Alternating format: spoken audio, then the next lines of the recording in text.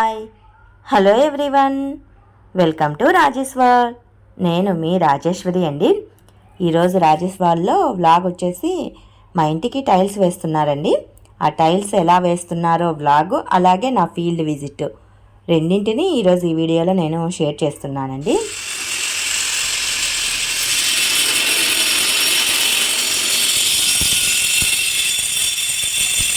మార్నింగే కూలోళ్ళకి టిఫిను భోజనము రెండింటిని అరేంజ్ చేసేసి తర్వాత నేను ఫీల్డ్ విజిట్ వెళ్ళానండి. పొద్దున్నే నేను వచ్చేసరికి వీళ్ళు ఈ టైల్స్ని గోడకి అంటించేస్తున్నారు. నేను వేంపల్లి నుంచి పల్లెకి వెళ్ళాలి కదా, కొద్దిగా టైం పడుతుంది. ఆ టైంలో వీళ్ళు వర్క్ చేసుకుంటూ ఉంటారండి. వాళ్ళకి వచ్చిన తర్వాత కాస్త టిఫిన్ భోజనం అరేంజ్ చేసేసి మనము మళ్ళీ నెక్స్ట్ ఏదైనా వర్క్ చూసుకుంటే వాళ్ళు ఆ పని కంప్లీట్ చేసేస్తారు. మనం ఉండాల్సిన అవసరం ఏం లేదు. పని అయితే మంచిగా చేస్తారండి. వాళ్ళకి అలా ఏర్పాటు చేసేసి నేను ఫీల్డ్ వెళ్ళాను. ఫీల్డ్ అంతా చూసేసుకొని మళ్ళీ మధ్యాహ్నానికి వచ్చానండి. మళ్ళీ వర్క్ ఎలా చేస్తున్నారో చూడాలని చెప్పేసి రాస్పల్లి వెళ్ళానండి. ఫీల్డ్ విజిట్ చాలా లాంగ్ అనమాట. బాగా ఎండగా ఉంది. నాకు ఎండకు వెళ్ళి వచ్చేసరికి తల అనేది బాగా పట్టేసిందండి.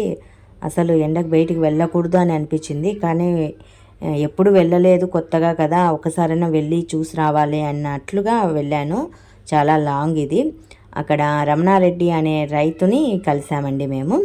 మా ఐసీఆర్పి అతని దగ్గరికి పిలుచుకొని వెళ్ళారు అతని ఫీల్డ్ చూడటానికి. ఊరి బయట చాలా లాంగ్, అక్కడ కొద్దిమంది మేకలు గొర్రెలు ఇవి మేపుకుంటూ ఉన్నారు.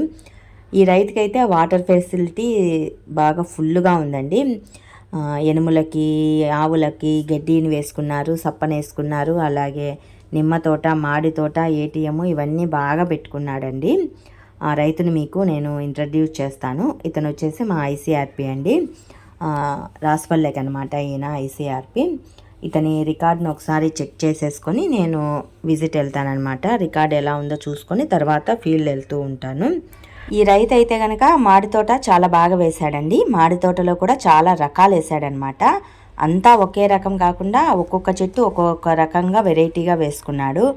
ఈ రకాలు వచ్చేసి చిన్న రసం, నూలువీడు, బంగినపల్లి, గోవా, దాసరి, చెరుకు రసం, ఇలా చాలా రకాలు ఉన్నాయండి. ముదుగుబ్బ అని ఇలా ఒక్కొక్క కాయ ఒక్కొక్క వెరైటీగా, కారంకాయ, ఊరగాయ కాయ అని నాకు చూపించాడు కాయలు కూడా. చెట్లు అయితే కనుక చాలా బాగా పెరిగాయి. వాటర్ ఫెసిలిటీ దండిగా ఉంది. చెట్లు కూడా చాలా రకాలుగా వేసుకున్నాడు. అందులోనే సైడ్ ఆఫ్గా అనపగింజలు, అలసందలు రెండింటిని కలిపి వేశాడు. అందులోనే ఆముదం కూడా వేసుకున్నాడు. పక్కన ఏటీఎం కూడా పెట్టుకున్నాడండి. ఎండలు కదా, ఏటీఎం అనేది తీసేశాడనమాట. లాస్ట్ మంత్ వరకు ఏటీఎం ఉండిందంట. ఇప్పుడు ఎండలకు ఏటీఎం పెట్టలేదు. అలసందలు కూడా కోసేశాడు. కొన్ని ఎండిపోయాయండి. ఇప్పుడు ప్రస్తుతానికి అలసందలు కూడా లైట్గా ఉన్నాయి, ఎక్కువగా ఏం లేవు. అనపగింజలు అక్కడక్కడ ఉన్నాయండి. ఈ రైతుకి ఏంటంటే ఎనుములు, ఆవులు ఇవన్నీ ఉన్నాయండి. ఉట్టి గడ్డి పెరిగినా కూడా అతనికి లాభమే అండి. ఎందుకంటే సాయంకాలం పూట ఆ తోటకి ఎనుముల్ని తోలేస్తాడు. ఆ ఎనుములు ఆ గడ్డిని కూడా చక్కగా తినేస్తాయి. రైతు వైఫ్ అనమాట ఆవిడ, అక్కడ నించోనుంది. ఇలా ఎండిపోయిన వాటిని కూడా ఆయన పీకడంట అండి. ఎనుముల్ని దోసేస్తే అవే సాయంకాలం పూట చక్కగా మేతగా తినేస్తాయి.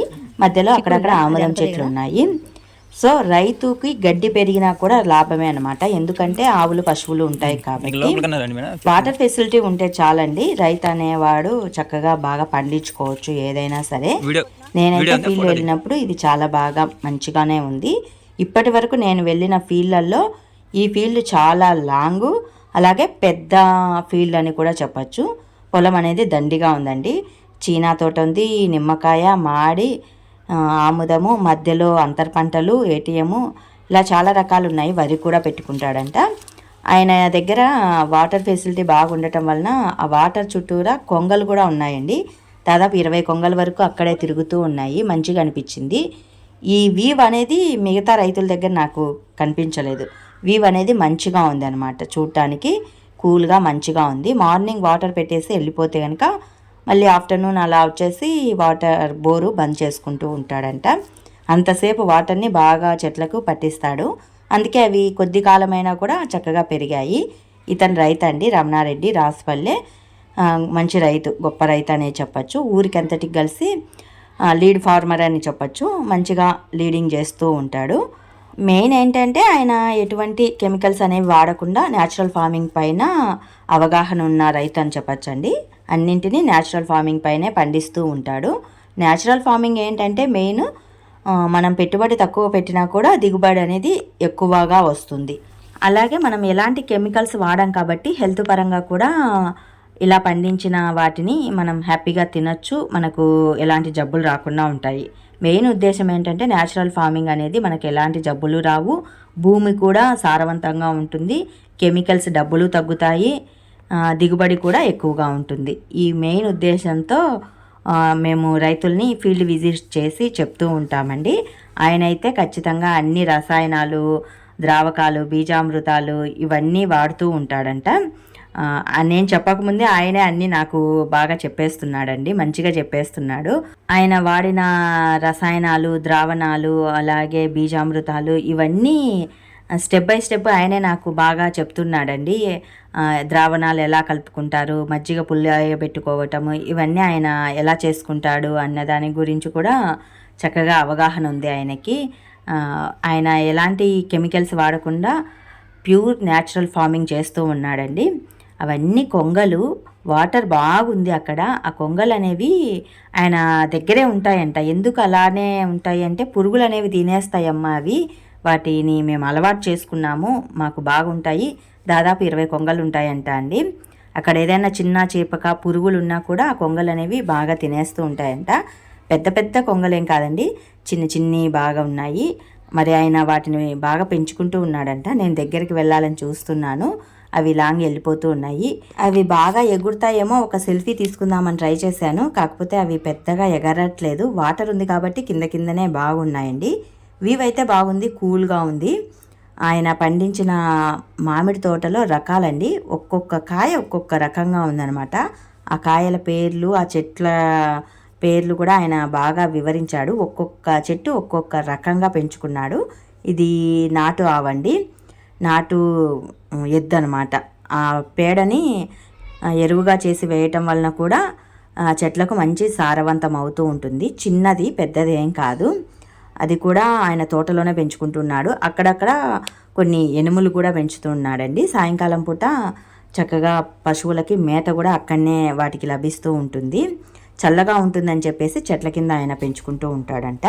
ఇక నేను ఫీల్డ్ చూసేసి ఇంటికి వచ్చేసరికి మా వాళ్ళైతే కనుక టైల్స్ లోపల పరుస్తూ ఉన్నాడండి.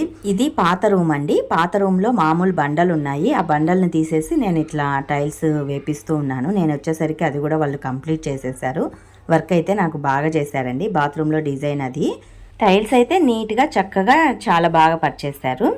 ఇంతేనండి టుడే వ్లాగ్ వీడియో. మా కూలోళ్ళు పని ఎలా చేశారు, వాళ్ళకు అన్నీ సమకూర్చి నేను ఫీల్డ్ వెళ్ళి వచ్చేలోగా మళ్ళీ వాళ్ళు ఏం వర్క్ చేస్తున్నారు అన్న దాని గురించి చిన్ని వీడియో.